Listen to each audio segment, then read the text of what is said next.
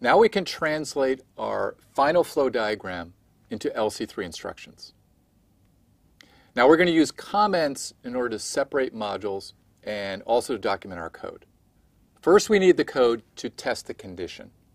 What we're doing here is we're subtracting 4 from R1. Remember, 4 is the character, the ASCII character that indicates the end of the file.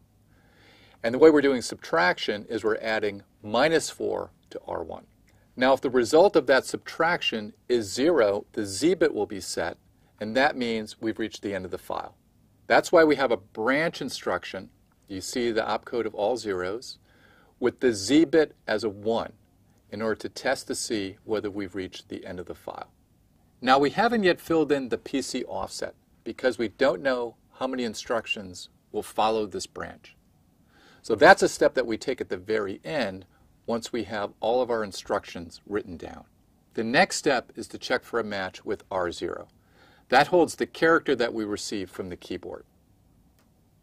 In order to do that, we're going to subtract R1 from R0. What we need to do is to form first the 2's complement of R1 and then add that 2's complement value, the negative value of R1, to R0. That 3 instruction subtract operation is followed by a branch instruction. Now here we're checking for whether we don't have 0 as the result. So the N and the P bits are set, but the Z bit is 0. So we're checking for no match between R1 and R0. If there is no match, we're not going to increment our counter and we skip that instruction.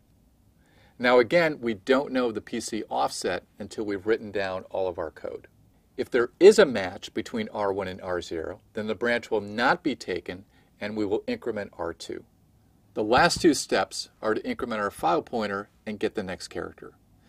We increment the file pointer by adding 1 to R3.